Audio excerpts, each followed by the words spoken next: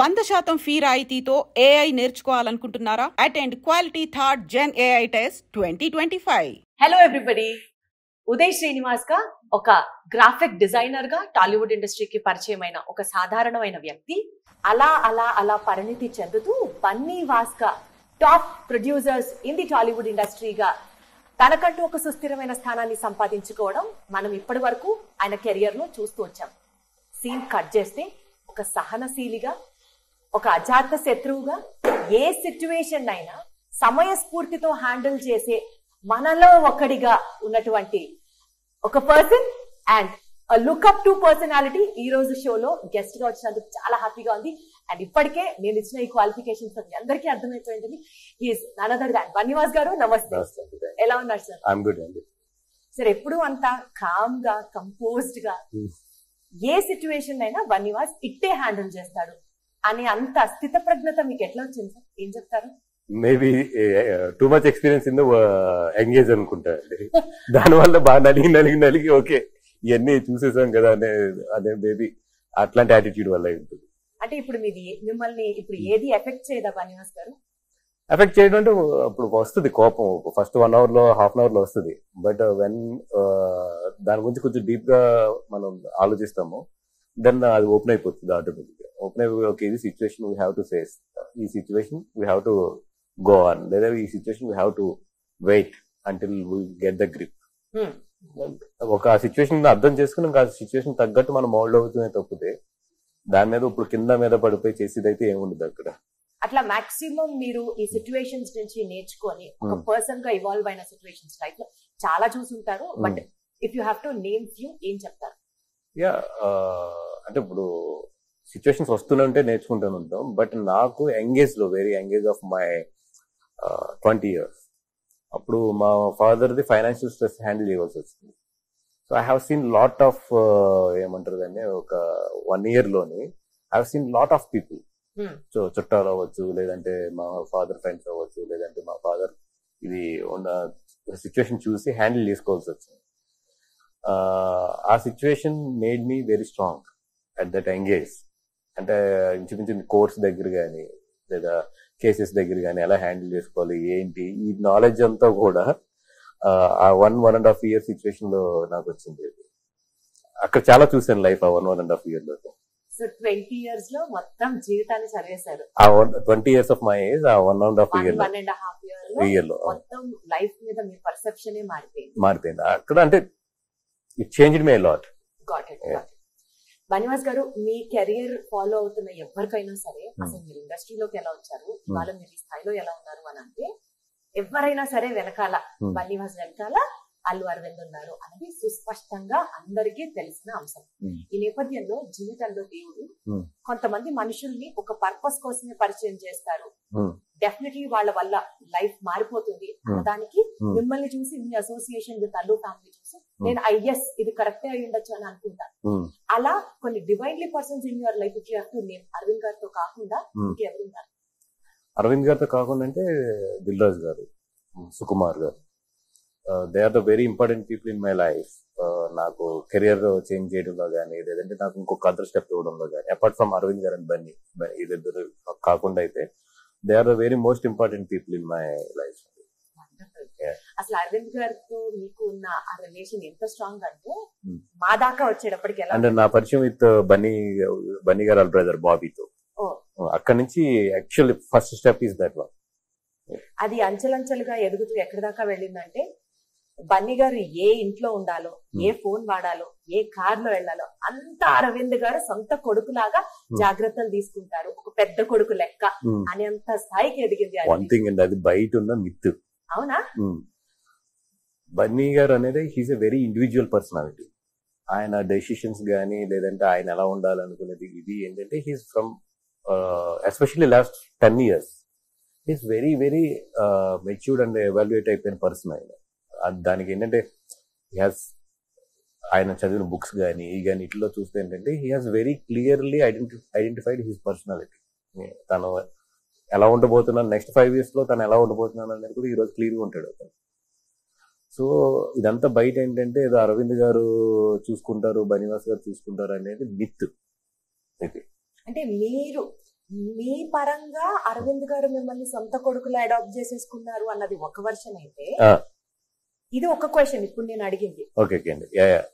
లేదండి, 100% ఆ ఇంట్లో అయితే మాత్రం వాళ్ళ ముగ్గురు అబ్బాయిలతో పాటు నన్ను ఈక్వల్ గానే చూస్తాడు. దాంట్లో అసలు డౌటే లేదు. చాలా హ్యాపీ అనిపిస్తుంది కదండి లైఫ్ లో. ఒక పాయింట్ లో ఎవరో తెలియని వ్యక్తి అలా క్లోజ్ అయిపోయి ఈ రోజు ఫ్యామిలీలో ఒక ఇంపార్టెంట్ పర్సన్ అయిపోయినందుకు గాను మీ సక్సెస్ గా చూస్తారా, లక్ అనుకుంటారా?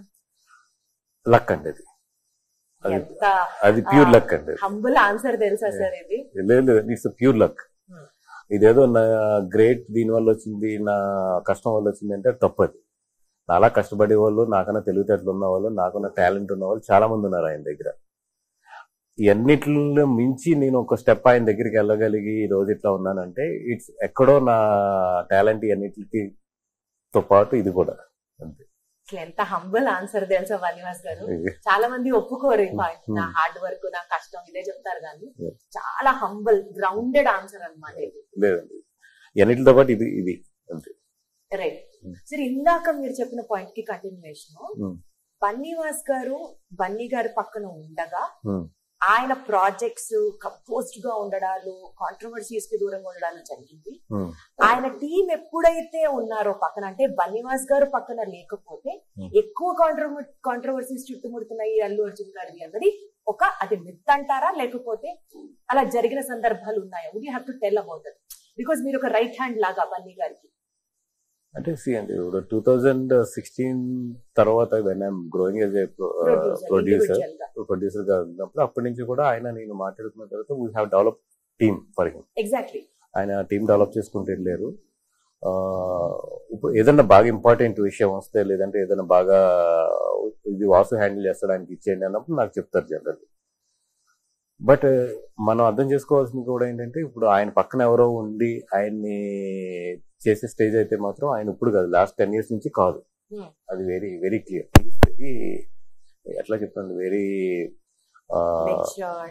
ఆయన థింకింగ్ కానీ ఆలోచన కానీ చాలా, ఎస్పెషల్లీ 2011 నుంచి అయితే మాత్రం వేరే లెవెల్లో వెళ్ళిపోయాడు ఆయన. అక్కడి నుంచి ఏంటంటే ఆయనకైనా డెవలప్ అవుతూ వెళ్ళాడు ఆయన, ఇది ఒక పర్సనాలిటీగా కానీ ఒక దీంట్లో కానీ.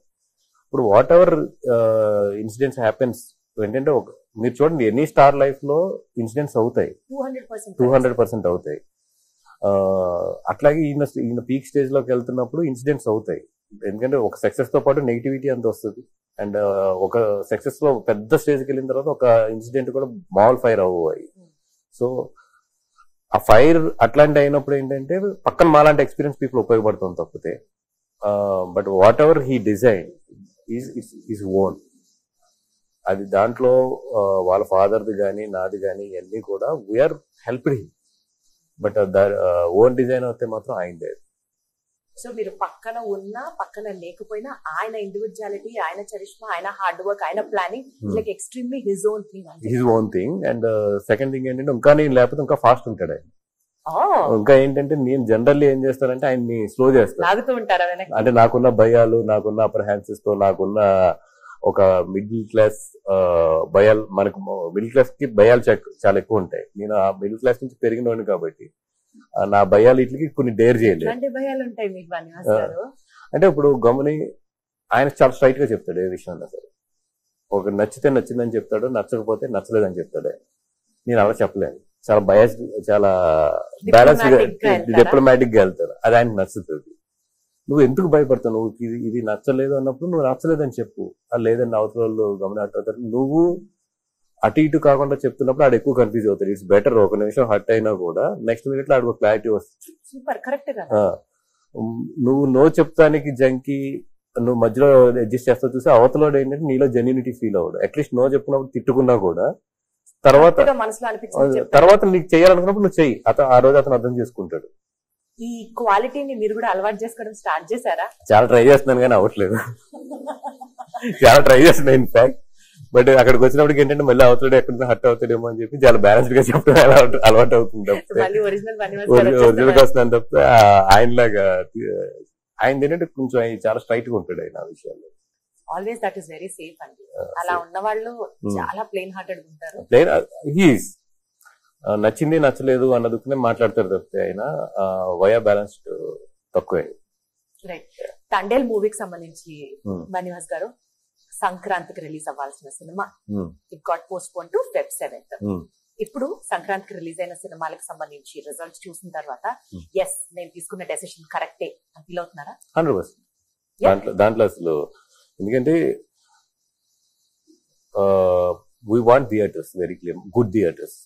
ఆ కాంపిటీషన్ వెళ్ళుంటే 100% మేము అనుకున్న థియేటర్లు అంత మంచి థియేటర్లు దొరకవు. ఇప్పుడు మా గ్రిప్ ఉన్న ఏరియాలో దొరుకుతాయి, కానీ మా గ్రిప్ లేని ఏరియాలు చాలా ఎక్కువ ఉన్నాయి. మా గ్రిప్ ఉన్నాయి 2 ఏరియాలు. సో 100% ఏంటంటే డెఫినెట్ గా మేము అనుకున్నట్టయితే రిలీజ్ చేయలేకపోదు. అందుకని చెప్పి ఇట్స్ బెటర్ టు హోల్డ్ అంత కాంపిటీషన్ లోకి వెళ్ళే కన్నా. సంక్రాంతి సినిమాలు అని అంటే ఒక ఎక్స్పెక్టేషన్, డెఫినెట్లీ హాలిడే సీజన్, అందరూ వాచ్ చేస్తారు. ఇప్పుడు అట్లీస్ట్ మొన్న రిలీజ్ అయిన సినిమాల్లో తండేల్ ఒక స్టాండ్ అవుట్ సినిమాగా ఉండుండేది. ఎవరి సినిమాలు అంటే వాళ్ళకి ఆ కాన్ఫిడెన్స్ ఉంటుంది కాబట్టి. ఈ థాట్స్ ఉన్న పాయింట్ లో అక్కినేని ఫ్యామిలీకి ఒక హిట్ పడడం అవసరం. నాగ చైతన్య గారు డెస్పరెట్ గా ఉన్నారు హిట్ కోసం. ఆయన so much of hard work అని విన్నాము సినిమాలో. సినిమా పోస్ట్ పోన్ చేద్దాము అన్న థాట్ ని ఆయన కూడా అప్రిషియేట్ చేశారా? ఎక్స్ప్లెయిన్ చేస్తున్నారు. సో ఫస్ట్ ఒప్పుకోలేదంటే ఫస్ట్ మేము అనుకున్నది యాక్చువల్లీ డిసెంబర్ లో అనుకున్నాం. డిసెంబర్ సినిమా మాకు కంప్లీట్ అవ్వలేదు. టు బి హానెస్ట్ కంప్లీట్ అవ్వలేదు. అప్పటికి సీజన్ కానీ ఈ కానీ కంప్లీట్ అవ్వలేదు. తర్వాత పొంగల్ అనే ప్రపోజల్ వచ్చింది. We never said it's a pongal, there is a proposal వచ్చినప్పుడు పొంగల్ బెటరా అవుట్ ఆఫ్ ద పొంగల్ బెటరా అన్నప్పుడు we prefer out of the pongal. అదే ఆయన యాజ్ ఎ ప్రొడ్యూసర్స్ గా మా డెసిషన్ ఆయన రెస్పెక్ట్ చేశారు. Super sir. కానీ sir first film you produced was with Naga Chaitanya garu. 14 years తర్వాత మళ్ళీ ఇప్పుడు ఒక సినిమా ఆయనతో చేస్తున్నారు, అది కూడా భారీ సినిమా. ఆ సినిమాలో మొత్తం ప్రాణం పెట్టి చేశారు అన్నది టాక్ నడిచిపోతుంది. టెక్నీషియన్స్, అదర్ టీమ్స్, మీరు కష్టపడడం ఇవన్నీ పక్కన పెడితే నాగ చైతన్య గారు was very particular about the film. ఇది హిట్ కొట్టి తీరాల్సిందే అన్నంత ప్రాణం పెట్టి చేశారు సినిమా. అన్ని సినిమాలు చేస్తే ఈ సినిమాకి ఎక్కువ డెడికేషన్ అన్నది బయటకు వచ్చింది. ఈ నేపథ్యంలో మీకు ఇది పే బ్యాక్ సినిమానా గ్రాటిట్యూడ్ పరంగా, లేదా you are like proper producer, business ఆలోచించాలి, థియేటర్స్ ఆలోచించాలి, స్టాండర్డ్స్ ఆలోచించాలి, ఆ రకంగా నడిచిన సినిమానా? అరవింద్ గారి గురించి ఆలోచించినప్పుడు ఏమో బిజినెస్ ఆలోచించాలనుకుంటారు. When I look into the Chaitanya garu, లేదు నాకు ఈయన ఫస్ట్ సినిమా ఇచ్చారు కదా, ఈ సినిమాతో ఏదో ఒకటి ఆయన మీకు ఇవ్వాలనిపిస్తుంది. అందుకే ఐ టోల్ ఇది 100% 100 crores క్లబ్ లో చేశాను. డెఫినెట్ గా అది నేను సక్సెస్ అవ్వగలననే నమ్మకం అయితే నాకు గట్టిగా ఉంది ఆ విషయంలో.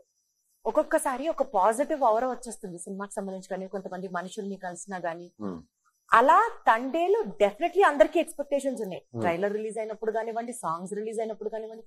What is that the best point about Thandel అని మీకు అంత కాన్ఫిడెన్స్ ఎలా వచ్చింది? ఈ సినిమా డెఫినెట్లీ హిట్ అవుతుంది కదా అంటే ఇది రియల్ గా జరిగింది కదా.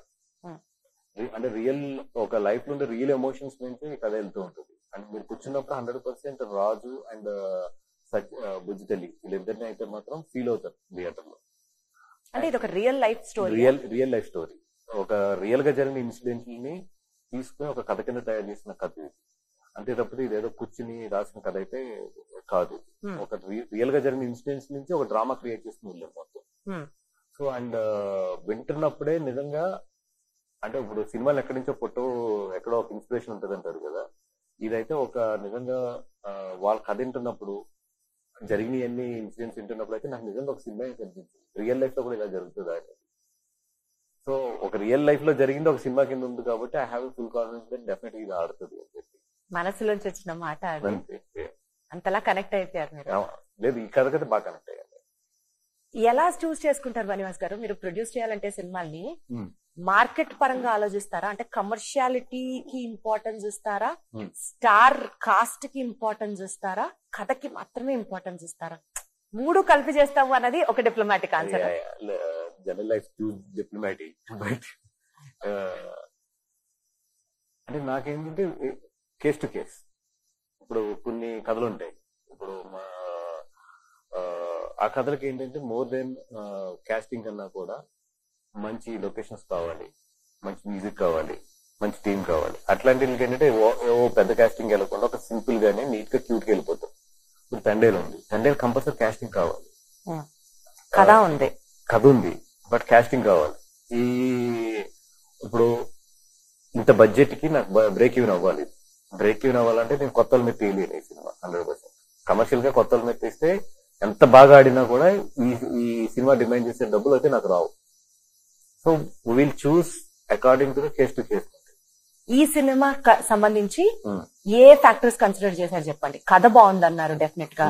ఈ కథ బాగుంది, బట్ అవన్నీ క్రియేట్ చేసి సీజీలో అవన్నీ క్రియేట్ చేసినప్పటికీ budget definitely it will take 70 crores. అది ఈ cinema budget 70 crores. 70 crores first start అయినప్పుడు. సో డెఫినెట్ గా ఏంటంటే 70 crores అచీవ్ అయ్యే కాస్టింగ్ నాకు కావాలి అండ్ అంత టెక్నీషియన్స్ కావాలి.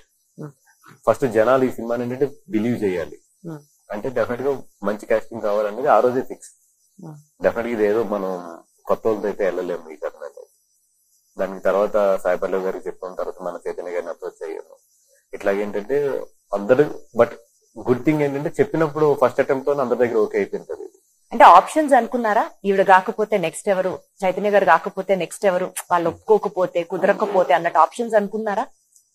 అంటే ఆప్షన్స్ అని కాదు కానీ లైక్ ఈ కథ చాలా మందికి మామూలుగా ఫ్రెండ్లీగా కలిసినప్పుడు అది చెప్పినప్పుడు అయితే చాలా మంది ఇంప్రెస్ అయ్యారు. ఈ కథ ఇంప్రెస్ అయ్యి అందరు మాత్రం అడిగేవారు ఎవరితో చేస్తున్నావు ఏంటి అనేది మాత్రం. మీకు ఫస్ట్ వచ్చిన ఆప్షన్స్ ని అప్రోచ్ అయ్యారు, వాళ్ళు ఒప్పేసుకున్నారా? యా, చైతన్య గారికి ఇది బిఫోర్ ఆయన 1.5 years బ్యాక్ కి మామూలుగా ఆయన వేరే ఇన్సిడెంట్ వెళ్ళినప్పుడు ఆయన చెప్పాను కదా.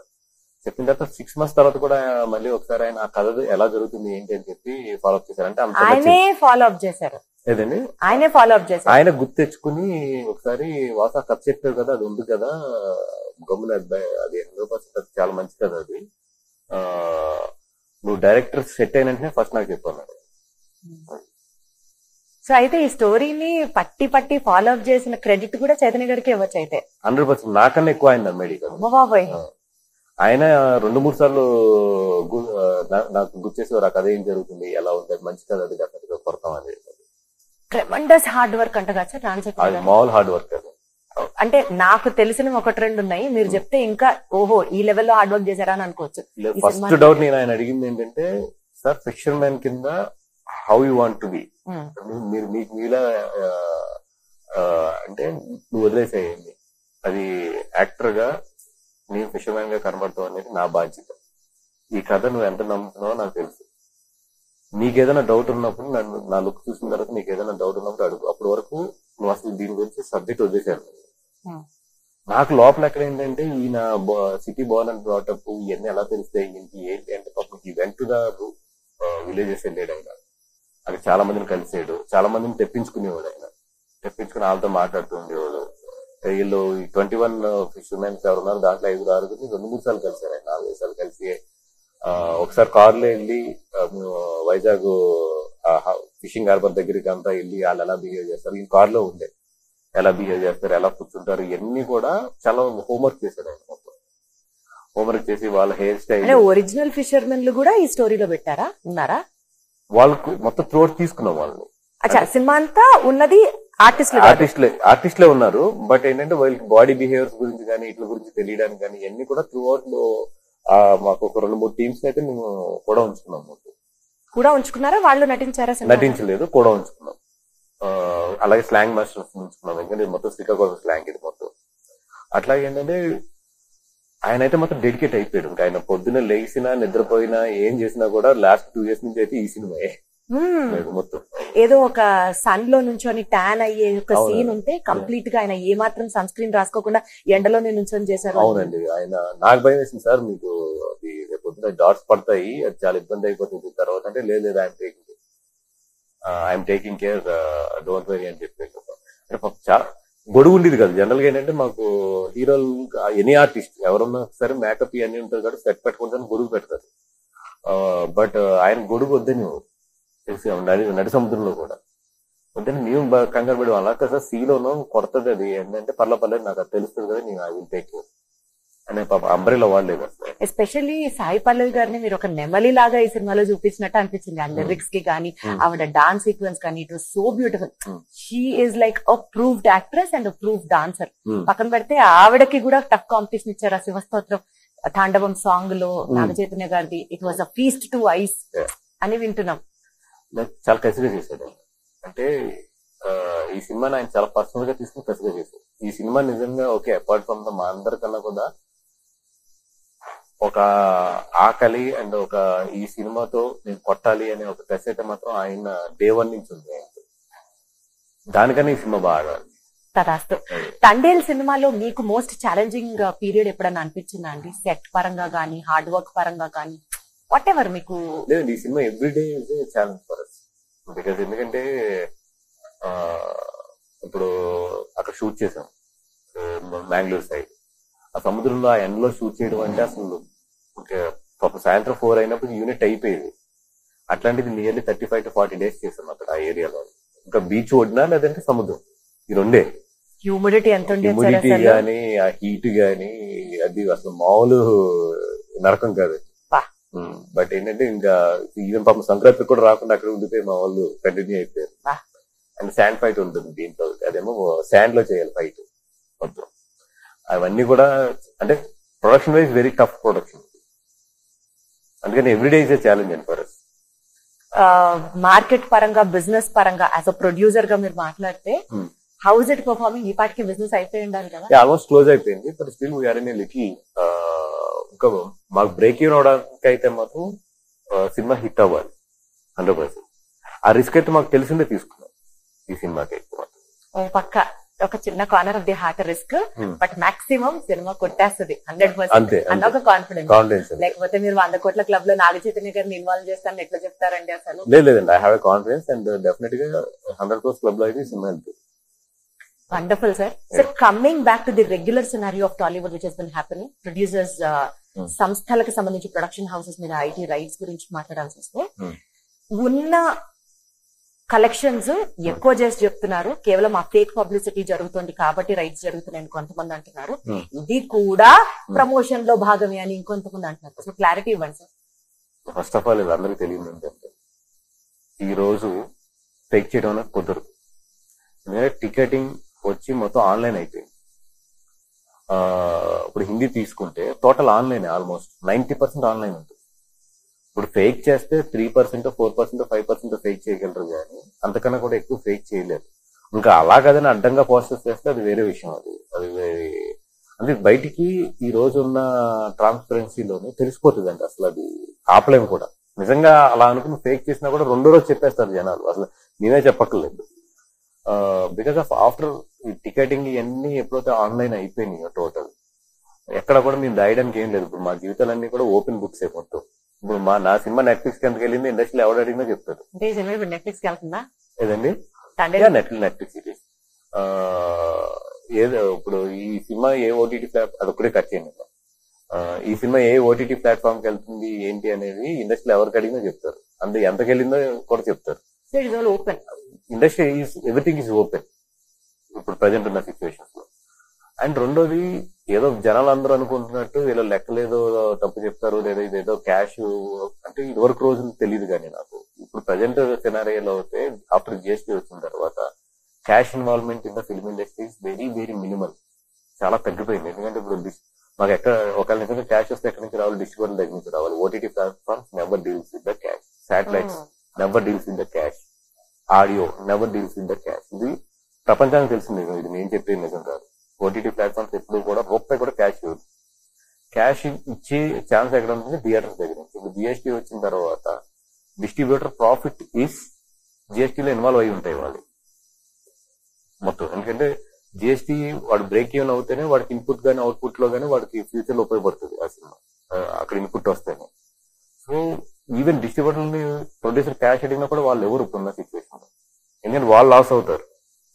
అదే సార్, అడుగడుగునా it is screening. So it's everything screening కాదండి, ఇట్స్ లాక్డ్.